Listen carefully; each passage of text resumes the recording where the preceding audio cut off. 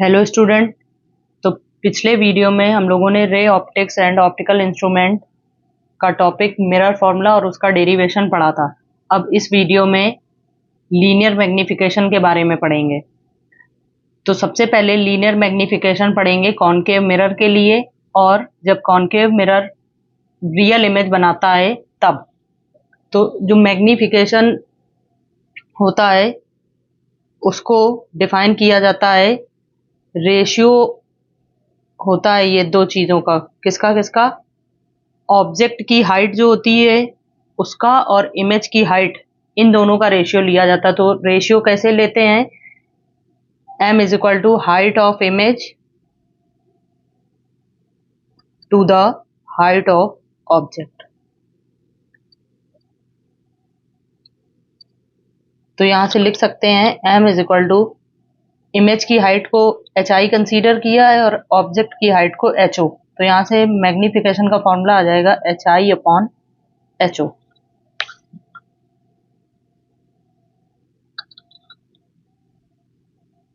अब इसी फॉर्मूले को इमेज डिस्टेंस और ऑब्जेक्ट डिस्टेंस के टर्म में डिफाइन किया जाता है। तो वो कैसे डिफाइन होगा वो समझते हैं। तो कॉनकेव मिरर के लिए पिछले वीडियो में ये रे डायग्राम समझाया गया था। फिर से उसी रे डायग्राम का यूज करके यहाँ पर सॉल्व करना है मैग्नीफिकेशन। तो एक बार रे डायग्राम समझा देते हैं फिर से। यहाँ पर ऑब्जेक्ट ए बी है और इससे एक प्रिंसिपल एक्सिस के पैरेलल लाइट रे इंसिडेंट हुई, जो कॉनकेव मिरर से रिफ्लेक्शन के बाद फोकस से पास होती है। एंड सेकंड लाइट रे है जो किसी एंगल से पोल पर इंसिडेंट होती है और उसी से उतना ही सेम एंगल बनाकर रिफ्लेक्ट होती है। एंड थर्ड लाइट रे है जो सेंटर ऑफ कर्वेचर से पास होगी और मिरर से रिफ्लेक्ट होकर के उसी पाथ पर टर्न बैक हो जाएगी। तो ये तीनों इंसिडेंट रे जो हैं वो, उनसे जो रिफ्लेक्टेड रे मिलेंगी वो तीनों किसी एक पॉइंट पर इंटरसेक्ट करती हैं। उसी पॉइंट पर ऑब्जेक्ट की इमेज बनती है। तो जो इमेज है वो हो गई ए डैश बी डैश। अब यहाँ से कुछ डिस्टेंस ली थी वो फिर से समझ लेते हैं। पोल से ये सारी डिस्टेंस मेजर की जाती हैं। तो पोल से ऑब्जेक्ट की डिस्टेंस होती है ऑब्जेक्ट डिस्टेंस u, पोल से इमेज की distance image distance v, pole से सेंटर ऑफ कर्वेचर की distance radius of curvature, and pole से फोकस की डिस्टेंस होती है फोकल लेंथ स्मॉल f। तो अब इसमें सिमिलर ट्रायंगल की प्रॉपर्टी लगा करके सॉल्व करेंगे। तो now triangle ABP and triangle A-B-P are similar। Similar triangle की प्रॉपर्टी से यहाँ हो जाएगा A-B upon AB is equal to BP upon B-P upon BP। अब रे डायग्राम से इनकी वैल्यूज यहाँ पर देखते हैं। फ्रॉम डायग्राम, डायग्राम में AB है HO, A dash B dash HI होगा, बट ये प्रिंसिपल एक्सिस के नीचे ली जा रही है, मतलब माइनस वाई एक्सिस में है तो इसको विद माइनस साइन लिया जाएगा। तो A डैश B डैश यहाँ पर हो जाएगा HI। जो रे ऑप्टिक्स है वहां पर सबसे इंपॉर्टेंट इनके साइन कन्वेंशन होते हैं। तो जितने भी फैक्टर यूज करने होते हैं साइन कन्वेंशन को ध्यान में रख करके ही सारे फैक्टर यूज किए जाते हैं। A dash B dash is equal to minus HI, B dash P जो है वो है V, B dash P is equal to V, but ये V भी माइनस होगा क्योंकि ये माइनस एक्स एक्सिस में है। तो हो जाएगा B dash P equal to V, and BP है BP U है और U भी यहाँ पर माइनस लिया जाएगा। अब ये सारी वैल्यू इस इक्वेशन में रखेंगे। From equation 1 we get, equation 1 में सारी वैल्यू रखने पर ए डैश बी था एच आई,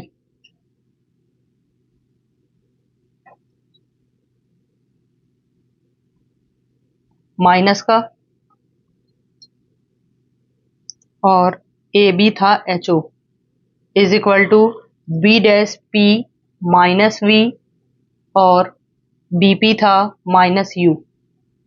यहाँ से ये माइनस माइनस कैंसिल हो गए, तो H I upon H O is equal to, ये माइनस इधर ट्रांसफर हो जाएगा, तो इसे लिख सकते हैं वी अपॉन यू। सो यहाँ पर मैग्निफिकेशन को डिफाइन किया जाता है, रेशियो होता है height of image and height of object. तो यहाँ पर हाइट ऑफ इमेज और हाइट ऑफ ऑब्जेक्ट जो है वो माइनस वी अपॉन यू के इक्वल आया है, तो यहाँ से मैग्निफिकेशन लिख सकते हैं M is equal to H I upon H O is always equal to V upon U. इसका मतलब मैग्निफिकेशन जो है वो इमेज की हाइट और ऑब्जेक्ट की हाइट के रेशियो से भी डिफाइन होता है, और इमेज डिस्टेंस और ऑब्जेक्ट डिस्टेंस के रेशियो से भी डिफाइन होता है, बट इनका रेशियो जो होता है वो विद माइनस साइन लिया जाता है। दोनों में से किसी भी फॉर्मूले से मैग्निफिकेशन को फाइंड किया जा सकता है। अब मैग्निफिकेशन को समझते हैं in the terms of U and F. Magnification in the terms of U and F। इसके लिए मिरर फॉर्मूला का यूज होगा। मिरर फॉर्मूला लास्ट वीडियो में पढ़ा था, 1 upon F is equal to 1 upon V plus 1 upon U.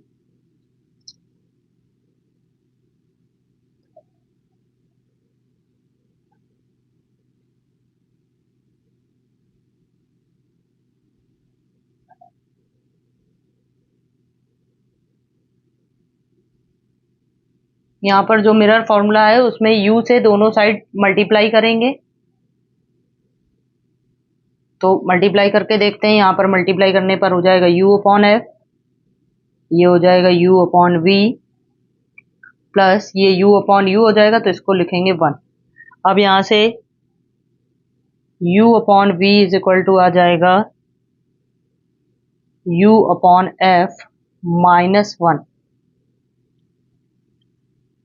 या इसको ऐसे भी लिख सकते हैं minus U upon we is equal to minus 1 upon minus 1 minus U upon F. इसको एलसीएम लेकर जब सॉल्व करेंगे तो हो जाएगा एफ एलसीएम हो जाएगा, तो यहाँ लिख सकते हैं एफ माइनस यू। बट अभी मैग्निफिकेशन सॉल्व करके निकाला था माइनस वी अपॉन यू, तो मैग्निफिकेशन यहाँ पर माइनस वी अपॉन यू होता है, यहाँ वैल्यू निकाली थी माइनस यू अपॉन वी, तो magnification in the terms of U and F को ऐसे भी लिखा जा सकता है F upon F minus you. तो मैग्निफिकेशन का एक फॉर्मूला ये और आ गया है जो यू और एफ के टर्म्स में होता है। Magnification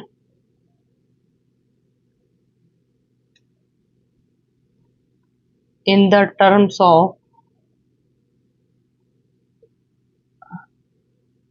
V and F।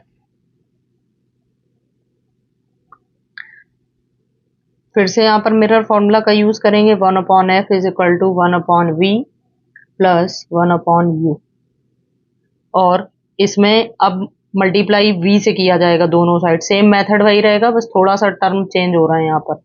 Multiplying by V on both sides. v से मल्टीप्लाई करने पर यहाँ आ जाएगा v अपॉन एफ, ये v अपॉन वी हो जाएगा 1 प्लस ये हो जाएगा v अपॉन यू, ये 1 इधर जाएगा तो हो जाएगा v upon F minus 1 is equal to v upon U, या इसे ऐसे भी लिख सकते हैं 1 माइनस v अपॉन एफ और यहाँ पर माइनस लगा लेंगे तो v अपॉन यू। एलसीएम लेकर इसे भी सॉल्व कर लेंगे तो हो जाएगा F minus V is equal to minus V upon U. यहाँ से मैग्निफिकेशन हो जाएगी, m is equal to minus V upon U होता है, और यहाँ पर माइनस वी अपॉन यू को f minus V upon F भी लिख सकते हैं। तो यहाँ पर मैग्निफिकेशन के फॉर्मूले जो हैं वो v और f के टर्म्स में और u और f के टर्म्स में पढ़ लिए, और नॉर्मल फॉर्मूले H I upon H O और माइनस वी अपॉन यू होता है। Okay, thank you. Ray optics and optical instrument का टॉपिक रिफ्रैक्शन ऑफ लाइट के बारे में पढ़ेंगे। तो रिफ्रैक्शन ऑफ लाइट एक लाइट की फिनोमिना है।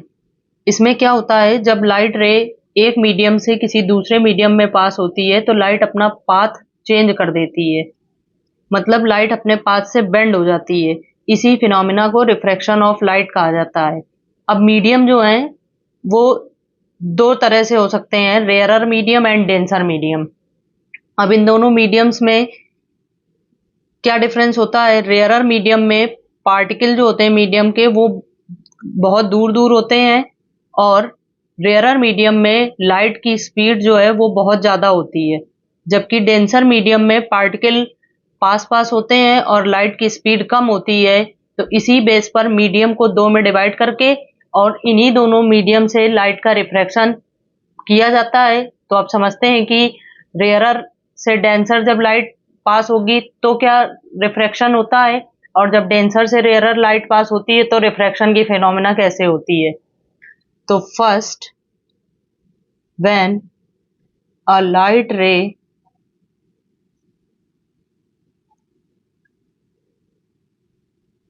passes from rarer to denser medium,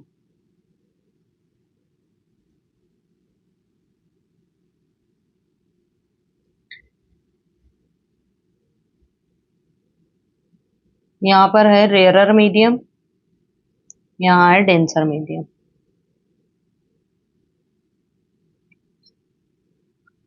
और ये कोई लाइट रे इंसिडेंट हो रही है, और यहाँ पर ये नॉर्मल ड्रॉ कर दिया है। जब कोई लाइट रे रेयरर मीडियम से डेंसर मीडियम में जाती है तो वो नॉर्मल की तरफ बेंड हो जाती है, और यहाँ पर इनके एंगल बना लेते हैं। नॉर्मल से ये इंसिडेंट रे है और ये रिफ्रैक्टेड रे।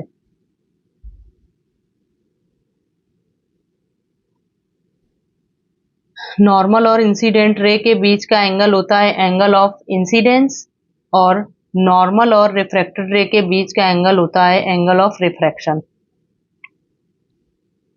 तो जब लाइट रे रेयरर मीडियम से डेंसर मीडियम में जाती है तो इससे ये रिजल्ट निकलता है, लाइट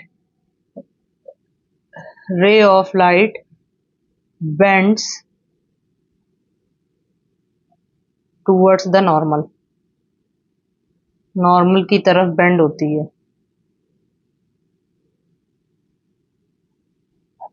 अब अगला केस समझते हैं, जस्ट अपोजिट इसी का। व्हेन अ लाइट रे passes from denser to rarer medium,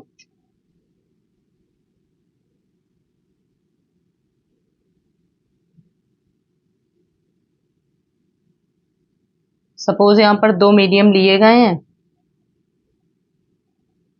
यहाँ पर मीडियम एग्जाम्पल बता देते हैं। एयर जो है वो एक रेयरर मीडियम हो जाएगा। डेंसर में एयर के कंपैरिजन में वाटर ले सकते हैं, ग्लास ले सकते हैं, कुछ भी ले सकते हैं।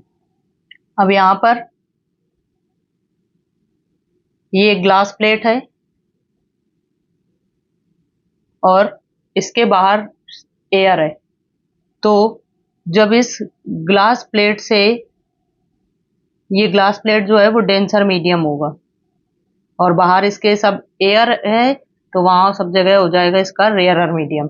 अब क्या होता है, जब इस ग्लास प्लेट से कोई भी लाइट रे इंसिडेंट होती है तो वो हमेशा नॉर्मल से अवे होकर के निकलती है।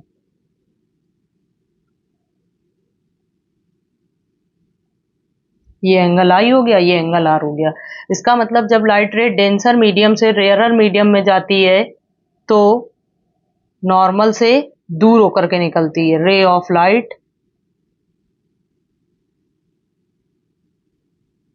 goes away from the normal।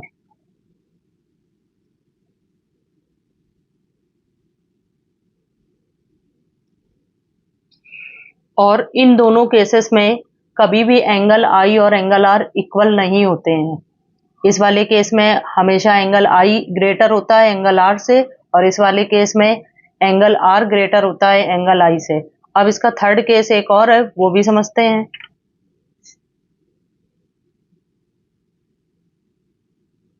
अब सपोज यहाँ पर दो मीडियम है, एयर है और ग्लास है। इसको रेयरर कह सकते हैं और इसको डेंसर। अब क्या है, अगर लाइट रे स्ट्रेट पास हो रही है या जो भी दो मीडियम की बाउंड्री है उनके परपेंडिकुलर अगर कोई लाइट रे है तो वो स्ट्रेट ही पास हो जाती है, वो अपने पास से बेंड नहीं होती है। इसका मतलब रिफ्रैक्शन नहीं होता है। तो इस थर्ड केस में व्हेन लाइट रे passes perpendicular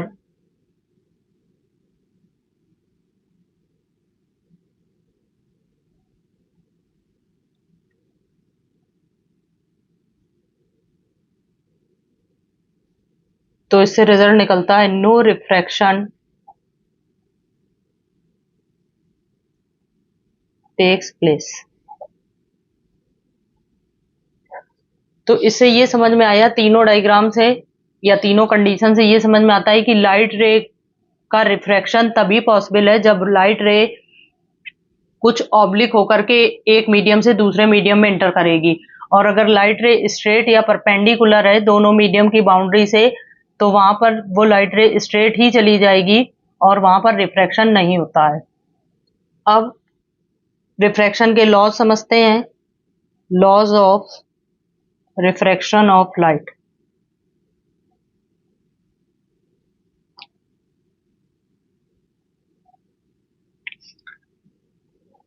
टू लॉज हैं रिफ्रैक्शन के। कौन कौन से? यहाँ पर अभी ये दो डायग्राम से समझाया था, किसी भी एक डायग्राम से इसको समझा जा सकता है। जो फर्स्ट लॉ है, यहाँ पर जिस पर्टिकुलर पॉइंट पर लाइट इंसिडेंट होती है इस पॉइंट का एक नाम दिया जाता है, उस पॉइंट का नाम बता देते हैं यहाँ पर, पॉइंट ऑफ इंसिडेंस। तो फर्स्ट लॉ जो है वो क्या स्टेटमेंट करता है, उसमें इंसिडेंट रे, रिफ्रैक्टेड रे और नॉर्मल तीनों एक ही पॉइंट पर लाई करते हैं और उसी पॉइंट को पॉइंट ऑफ इंसिडेंस कहा जाता है। या फिर इजिली ये भी कह सकते हैं कि इंसिडेंट रे, रिफ्रैक्टेड रे, normal always lie at the point of incidence. तो फर्स्ट लॉ ये होता है, वो इस वाले डायग्राम में भी यही होगा और सेकंड वाले डायग्राम में भी यही सेम होगा। किसी भी डायग्राम से इसको समझा जा सकता है। Incident ray, refracted ray and normal all lie at the point of incidence। तो ये हो गया रिफ्रैक्शन का फर्स्ट लॉ। अब समझते हैं सेकंड लॉ। सेकंड लॉ जो है वो एंगल आई और एंगल आर के लिए है। तो इसमें होता है एंगल आई को angle sine of incidence and sine of angle of refraction का रेशियो लिया जाता है और ये रेशियो ऑलवेज कांस्टेंट होता है। और इसी कांस्टेंट को म्यू से रिप्रेजेंट किया जाता है, जहां पर म्यू एक नई फिजिकल क्वांटिटी को डिफाइन करता है। Mu is a constant and known as refractive index. और इसी म्यू को रिफ्रैक्टिव इंडेक्स कहा जाता है, जो एक फिजिकल क्वांटिटी होती है।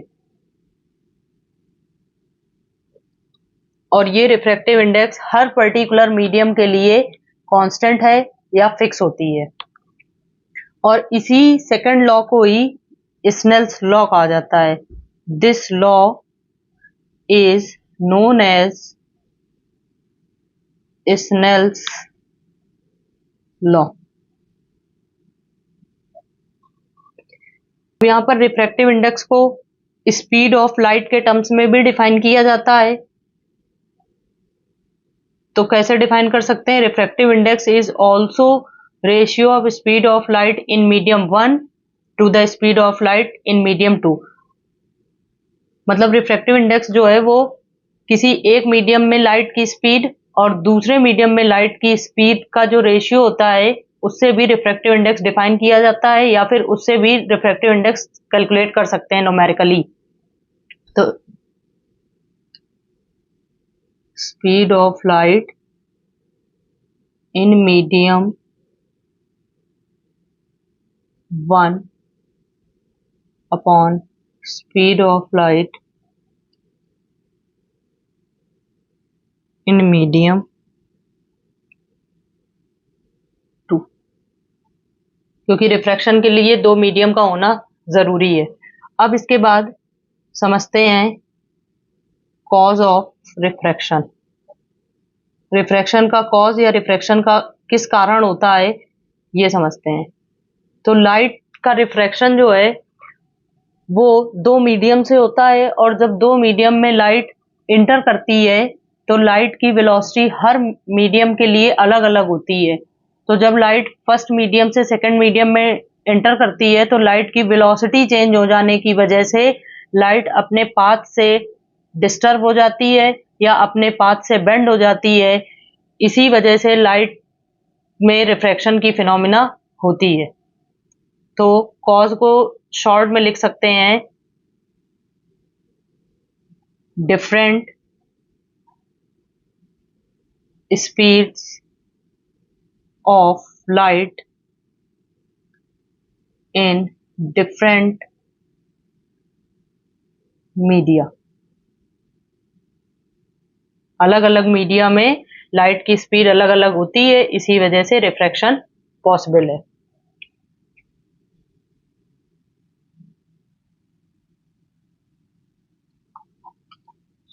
ओके, अब इसके जो अगले टॉपिक होंगे वो नेक्स्ट वीडियो में मिलेंगे। Thank you.